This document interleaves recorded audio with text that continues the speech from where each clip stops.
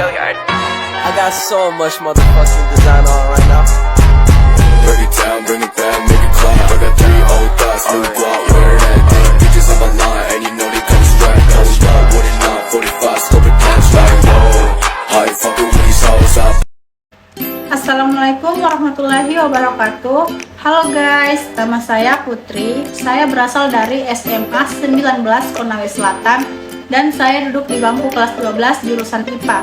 Oke, pada video pembelajaran kali ini saya akan membahas materi tentang evolusi. Nah, materi yang akan kita bahas ini adalah materi tentang evolusi. Adapun materi yang akan saya bahas yaitu teori-teori evolusi, bukti evolusi, mekanisme evolusi. Sebelum masuk pembahasan, alangkah baiknya kita mengetahui dulu apa sih itu evolusi. Nah, evolusi adalah cabang biologi yang di dalamnya mempelajari tentang asal-usul dan sejarah makhluk hidup, serta hubungan genetik antara makhluk hidup satu dengan lainnya. Nah, yang kedua, evolusi diartikan sebagai perubahan yang dialami secara perlahan dan dalam jangka waktu yang sangat lama. Nah, sekarang kita masuk di pembahasan mengenai teori-teori evolusi. Yang pertama ada teori katastrofisme. Menurut teori katastrofisme, keanekaragaman yang muncul dan punahnya makhluk hidup disebabkan oleh bencana alam. Selanjutnya, teori ini dikenalkan oleh George Cuvier tahun 1796 sampai 1832, seorang ahli paleontologi ilmu fosil. Selanjutnya ada alasan Cuvier adalah karena ia mengamati setiap sedimen batuan kuno yang ia temukan mengandung beberapa jenis hewan dan tumbuhan yang berbeda. Yang kedua ada teori Lamarck. Teori Lamarck juga dikenal dengan teori perubahan yang terwariskan secara genetik. Awal abad ke-19 tahun 1809, Lamarck memperkenalkan bahwa sifat fenotip yang terbentuk karena adaptasi terhadap lingkungan dapat diwariskan secara genetik. Bagian tubuh yang tidak digunakan akan mengalami retardasi atau tidak berkembang. Bagian alat tubuh yang dipergunakan akan berkembang lebih kuat dan lebih besar atau use dicious. Yang ketiga ada percobaan August Weismann. Weismann memotong ekor tikus jantan dan betina, kemudian dikawinkan dan keturunannya tetap berekor panjang. Perkawinan tersebut dilakukan hingga 21 generasi dan keturunan yang dihasilkan tetap berekor panjang. Ia pun menyimpulkan bahwa yang pertama, perubahan sel tubuh karena pengaruh lingkungan tidak akan diwariskan ke generasi berikutnya. Hal ini membuktikan bahwa teori evolusi Lamarck tidak benar. Yang kedua, evolusi adalah masalah pewarisan gen-gen melalui sel kelamin atau evolusi adalah gejala seleksi alam terhadap faktor-faktor genetika. Bisa kalian lihat gambar di bawah ini. Selanjutnya kita membahas bukti-bukti evolusi. Yang pertama ada fosil. Selama bertahun-tahun, para paleontolog telah menemukan fosil-fosil makhluk hidup yang telah punah. Contoh fosil hewan dari generasi ke generasi terlengkap yang pernah ditemukan adalah fosil kuda. Bisa kalian lihat gambar di bawah ini. Yang kedua ada homologi organ. Yang pertama, persamaan struktur organ-organ hewan berbeda spesies menunjukkan bahwa hewan-hewan tersebut memiliki asal-usul nenek moyang yang sama. Yang kedua, struktur tubuh dengan fungsi berbeda tetapi memiliki asal-usul bentuk yang sama disebut homolog atau evolusi divergen. Yang ketiga, sebaliknya, struktur tubuh dengan fungsi yang sama tetapi memiliki asal-usul bentuk yang berbeda disebut analog atau evolusi konvergen. Nah, di bawah ini adalah contoh gambar homologi. Bisa kalian lihat ya. Yang ketiga ada embriologi. Pertama, petunjuk evolusi juga dapat terlihat dari perkembangan beberapa organisme pada masa embrio. Yang kedua, organisme yang kekerabatannya dekat biasanya sulit dibedakan pada tahap embrionya. Bisa kalian perhatikan gambar di bawah ini. Yang keempat ada biokimia, fisiologi, dan genetika.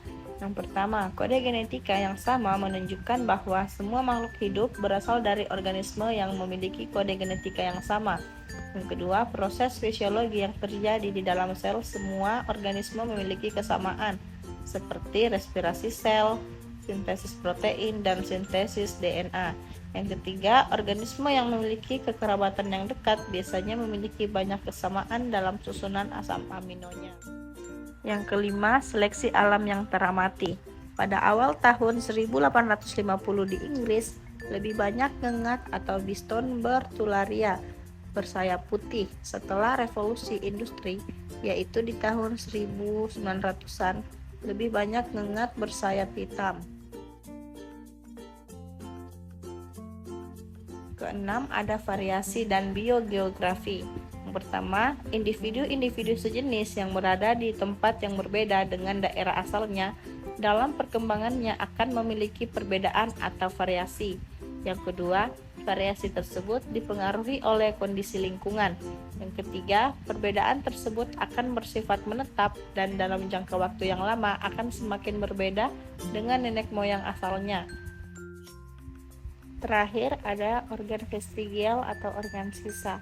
Organ kecil atau organ tidak lengkap yang tidak memiliki fungsi tertentu.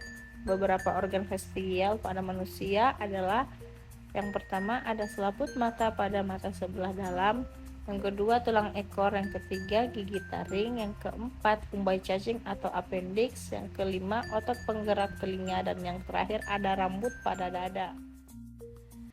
Selanjutnya, kita masuk di mekanisme evolusi. Yang pertama, ada mutasi. Mutasi merupakan perubahan susunan DNA sel genom yang diakibatkan oleh mutagen dan dapat menyebabkan perubahan sifat yang menurun pada generasi penerusnya. Yang kedua, ada seleksi alam. Seleksi alam merupakan proses di mana mutasi genetik yang meningkatkan keberlangsungan dan reproduksi suatu organisme menjadi lebih umum dan tetap dari generasi ke generasi pada suatu populasi. Kondisi tersebut menyebabkan kompetisi antar organisme untuk bereproduksi dan bertahan hidup. Yang ketiga, ada migrasi. Migrasi adalah perpindahan spesies dari suatu tempat ke tempat lainnya. Migrasi akan membuat spesies beradaptasi dengan lingkungan yang baru. Hal ini menyebabkan kemunculan generasi-generasi spesies yang berbeda dengan nenek moyang asal-usul spesies tersebut. Yang keempat, ada rekomendasi gen yang terjadi akibat adanya perkawinan silang, sehingga muncul variasi spesies yang baru. Perkawinan silang yang terjadi terus-menerus itu menyebabkan adanya variasi baru. Lalu yang kelima, ada aliran gen atau genetic drift. Genetic drift itu adalah terjadinya perubahan pada frekuensi alel dalam perkumpulan suatu gen yang terjadi secara acak. Dari populasi yang terisolasi itu berarti populasi yang tertutup ya. Ada 4 macam populasi, ada alopatrik, peripatrik, parapatrik, dan simpatrik. Kalian bisa lihat ini skemanya ya. Populasi asalnya satu ya, tapi kemudian kalau terjadi isolasi alopatrik berarti ada barrier yang menyebabkan populasi terbelah menjadi 2. Lalu kalau isolasi peripatrik itu terjadi perpindahan dari dalam menuju keluar. Jadi populasi itu ada anggota populasi tersebut yang keluar membentuk habitat baru. Parapatrik itu kebalikannya, dari luar. Habitat luar masuk ke dalam populasi tersebut. Simpatrik itu berarti terbentuk populasi baru di dalam populasi yang lama, sehingga terjadi isolasi, terbentuklah populasi yang baru.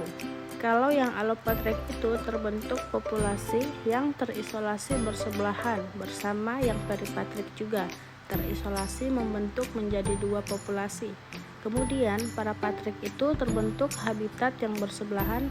Kalau simpatrik terbentuk populasi di dalam populasi, tapi intinya sama, tetap membentuk populasi baru atau spesies baru.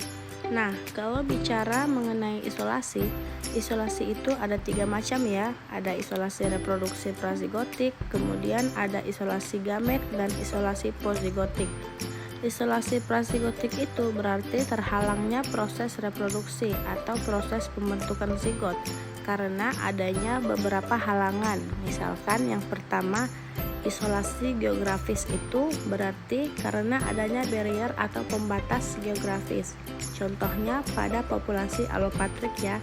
Jadi misalnya di antara dua populasi ada gunung sehingga terbentuk barrier. Kalau isolasi habitat, contohnya yang peripatrik dan parapatrik karena adanya perbedaan habitat. Lalu isolasi mekanik itu karena adanya perbedaan struktur sel gamet sehingga tidak cocok. Kalau isolasi musim itu berarti perbedaan musim kawin atau pematangan gametnya. Contohnya ini biasanya pada tumbuhan ya, pematangan gamet atau sel serbuk sari tidak bersamaan dengan pematangan putik. Kemudian isolasi tingkah laku biasanya banyak di hewan ya. Nah, kalau isolasi mekanik, isolasi musim dan isolasi tingkah laku itu terjadi pada populasi simpatrik ya. Sementara isolasi gametik itu berarti gamet tidak bisa bertahan lama dalam tubuh induk betina sehingga tidak terbentuk sigot. Kalau isolasi posigotik itu berarti sudah terbentuk sigot, tapi sigotnya tidak bisa bertahan lama di dalam kandungan induk betina. Sigotnya itu tidak bisa berkembang sampai selesai. Begitu ya. Jadi bisa terjadi abortus dini gitu ya, karena sigotnya tidak bisa survive atau bisa juga terbentuk individu baru yang steril atau mandul, sehingga intinya isolasi reproduksi ini menyebabkan terhalangnya proses reproduksi menghasilkan keturunan-keturunan yang baru. Jadi akibatnya kalau proses reproduksi terhalang, maka reproduksi akan terjadi di suatu perkumpulan yang itu-itu saja, sampai akhirnya terbentuk dua kumpulan baru dan dua spesies atau dua populasi yang baru. Nah, itulah tadi materi mengenai evolusi. Semoga apa yang saya sampaikan bisa bermanfaat bagi kalian semua yang telah menonton, dan semoga kalian sukses selalu ya. Terima kasih. Assalamualaikum warahmatullahi wabarakatuh.